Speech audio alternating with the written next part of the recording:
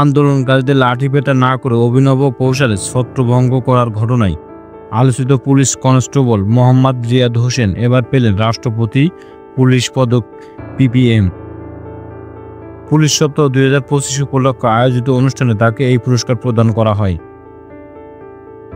মঙ্গলবার 29 এপ্রিল সকালে রাজধানীর রাজারবাগ পুলিশ অডিটোরিয়ামে পুলিশ সপ্তাহের উদ্বোধনী অনুষ্ঠানে প্রধান অতিথি হিসেবে উপস্থিত ছিলেন প্রধান উপদেষ্টা ডক্টর মোহাম্মদ ইউনূস।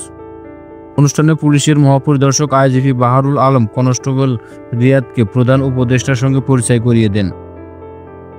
এ সময় রিয়াদ হোসেন নিজের সামাজিক যোগাযোগ মাধ্যমে একটি ছবি শেয়ার করে এবং লেখেন, বাংলাদেশের পুলিশের অভিভাবক inspector general of Bangladesh police মহোদয় স্যার, মাননীয় প্রধান উপদেষ্টা মহোদয় স্যারের সঙ্গে পরিচয় করিয়ে দিলেন। ধন্যবাদ বাংলাদেশের পুলিশ এবং ধন্যবাদ আমার অভিভাবক আইজিপি স্যারকে।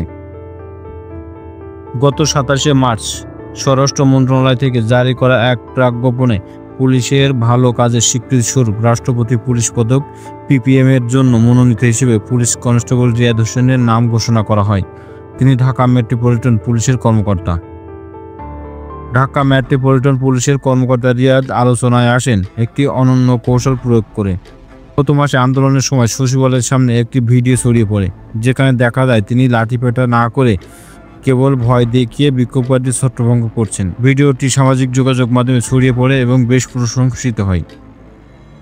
পরবর্তীতে গণমাধ্যমে দেওয়া এক সাক্ষাৎকারে রিয়াদ বলেন, আমি লাঠিপেটার ভান করেছিলাম, কিন্তু কাউকে আঘাত করিনি। বিদ্যুতের খুঁটিতে বাড়ি দিই, শুধু ভয় দেখিয়ে আন্দোলনকারীদের ছত্রভঙ্গ করি। তিনি আরও জানান, জুলাই মাসে গণঅভ্যুত্থানের পর পুলিশের বিশেষ প্রশিক্ষণে অংশ নিয়ে এই ধরনের পরিস্থিতি মোকাবেলার কৌশল শিখেছেন, যা বাস্তবে প্রয়োগ করা সফল হয়েছে।